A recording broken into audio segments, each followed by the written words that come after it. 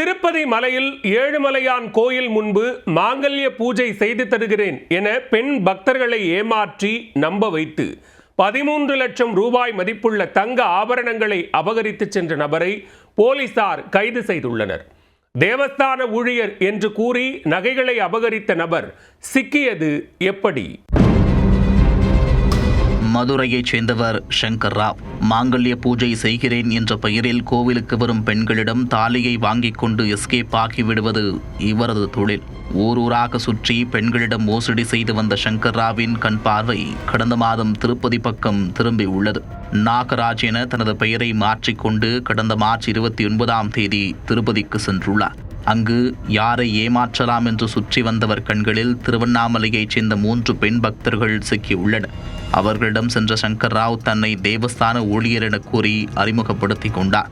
ஏழுமலையானை பற்றி அடுக்கு மொழியில் பக்கம் பக்கமாக பேசிய அவர் கடைசியாக ஏழுமலையான் கோவில் முன்பு மாங்கல்ய பூஜை செய்து கொண்டால் மிகவும் விசேஷம் என்று கூறியுள்ளார்.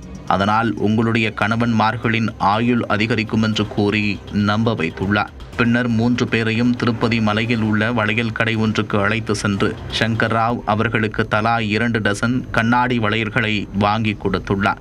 அதனைத் தொடர்ந்து 3 பெண் பக்தர்களிடமிருந்து 40 கிராம் தங்க மாங்கல்யத்தை பெற்றுக்கொண்ட அவர் கோவில் திருக்குளத்தில் குளித்துவிட்டு ஈரத்துணியுடன் ஏழுமலையான் கோவில் முன்பு வந்து சேருங்கள், நான் அங்கு காத்திருப்பேன் என்று கூறிவிட்டு சென்றுள்ளார். அவருடைய பேச்சை நம்பிய அந்த பெண்கள் ஏழுமலையான் கோவில் குளத்தில் குளித்துவிட்டு கோவில் முன்பு வந்து நீண்ட நேரம் சங்கர் ராவுக்காக காத்திருந்துள்ளன. ஆனால் ஈர உடை காய்ந்ததை தவிர சங்கர் ராவ் கண்ணுக்கு எட்டிய தூரம் வரை காணவில்லை. அதன் பிறகுதான் தங்களை நம்ப வைத்து மோசடி செய்தது குறித்து பெண்களுக்கு புரிந்துள்ளது. இதுகுறித்து அந்த பெண்கள் திருமலை போலீசில் அளித்த புகாரின் பேரில் வழக்கு பதிவு செய்த போலீசார் சங்கர் ராவை தீவிரமாக தேடி வந்தனர். இதற்கு முன்பு இதேபோல தங்களை ஏமாற்றி நகைகளை பறித்து சென்றதாக சென்னை கோயம்பேட்டைச் சேர்ந்த சரண்யா, தஞ்சை மாவட்டத்தைச் சேர்ந்த லக்ஷ்மி ஆகியோர் போலீசாரிடம் புகார் அளித்துள்ளனர். தொடர் புகார்கள் காரணமாக விசாரணையை வேகப்படுத்திய போலீசார் திருப்பதி மலையில் சங்கர் ராவ் பெண்களுக்கு வளையல் வாங்கி கொடுத்த கடையில் உள்ள சிசிடிவி காட்சிகளையும் ஆய்வு செய்தனர்.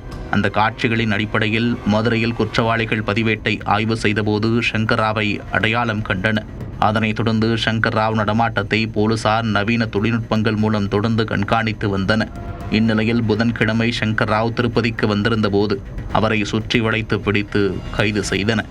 அவரிடம் கிடுக்குப்படி விசாரணை நடத்தி பக்தர்கள் பறிகொடுத்த 132 கிராம் தங்க ஆபரணங்களை கைப்பற்றி சிறையில் அடைத்தனர்.